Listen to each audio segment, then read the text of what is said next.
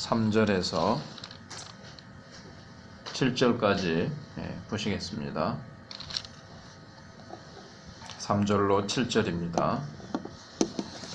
둘째 천사가 그 대접을 바다에 쏟음에 바다가 곧 죽은 자의 피같이 되니 바다 가운데 모든 생물이 죽더라. 셋째 천사가 그 대접을 강과 물 근원에 쏟음에 피가 되더라. 내가 들으니 물을 차지한 천사가 이르되 전에도 계셨고 지금도 계신 거룩하신 이여 이렇게 심판하시니 의로우시도다. 그들이 성도들과 선지자들의 피를 흘렸으므로 그들에게 피를 마시게 하신 것이 합당하니이다 하더라. 또 내가 들으니 제단이 말하기를 그러하다. 주 하나님 곧 전능하신 이시여 심판하시는 것이 참되시고 의로우시도다 하더라. 아멘. 이제 둘째 천사가 대접을 바다에다가 이제 쏟습니다. 첫 번째 천사는 2절에서 땅에 쏟았습니다. 근데 이제 두 번째는 바다입니다. 우리가 이제 바다 그러면은 낭만적이고 좋은 이미지를 가지고 있는데 이 두 번째 천사가 하나님의 진노가 담긴 대접을 이제 바다에다가 쏟습니다.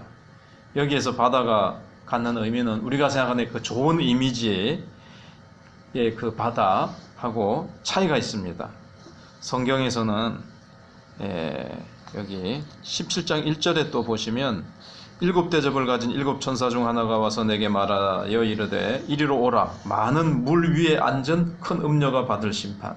많은 물 위에 앉아 있는 큰 음녀라고 되어 있습니다. 그래서 여기서 나오는 이 바다는 이제 한마디로 사단이 다스리고 있는 이 세상 영역을 말합니다. 전에도 말씀드린 대로 바다는 끊임없이 파도가 밀려오죠. 파도가 치고 잔잔하지가 않죠. 강이나 호수처럼 잔잔하지가 않고 바다는 끊임없이 파도가 치는 것은 끊임없는 이 죄와 악한 물결이 늘 그렇게 치는 세상을 이제 의미합니다. 또 17장 15절에서도 또 천사가 내게 말하되 네가 본 바 음녀가 앉아있는 물은 그랬습니다. 음녀가 앉아있는 물, 백성과 무리와 열국과 방언들이니라. 이 물은 그래서 온 세상을 의미하는 겁니다.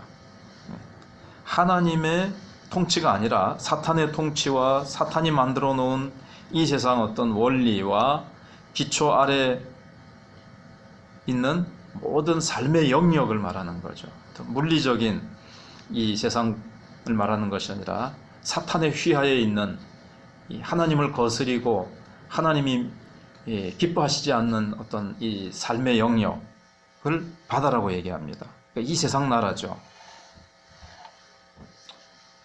그리고 계시록 20장 8절에 보시면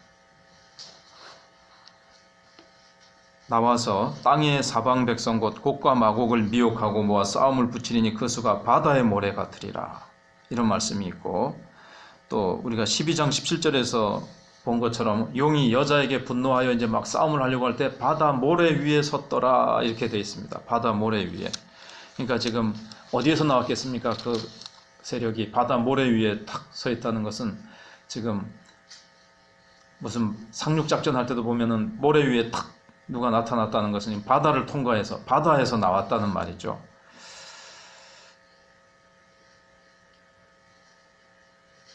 그리고 13장 1절에서도 내가 보니 바다에서 한 짐승이 나오는데 하면서 거기에 또 신성한 모독하는 이름들이 있더라. 이 사단의 존재가 또 바다에서 나왔다고 되어 있습니다.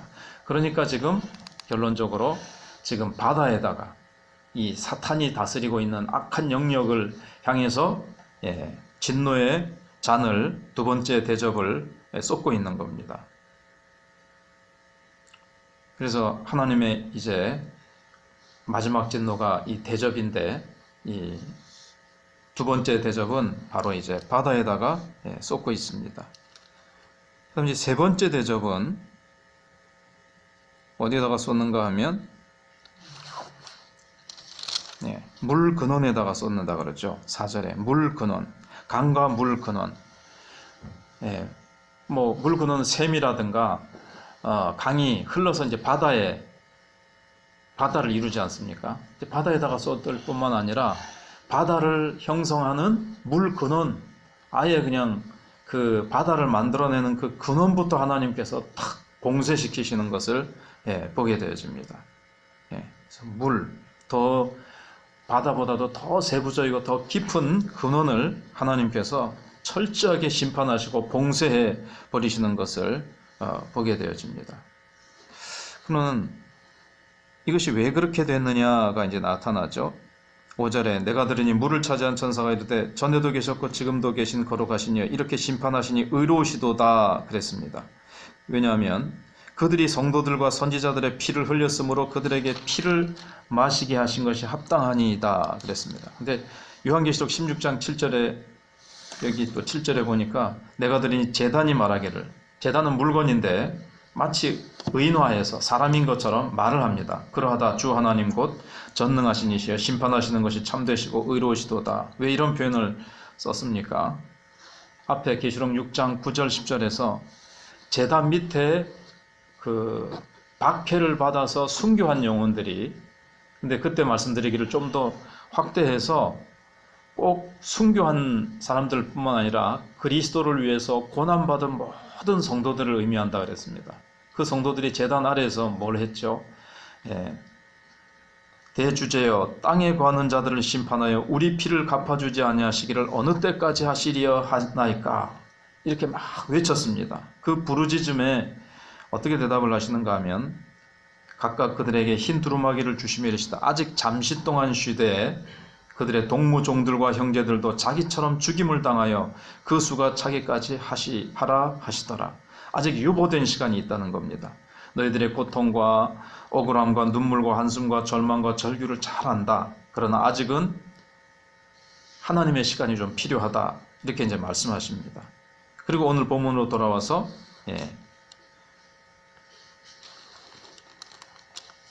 성도들과 선지자들의 피를 흘렸으므로 그들에게 피를 마시게 하신 것이 합당하니이다.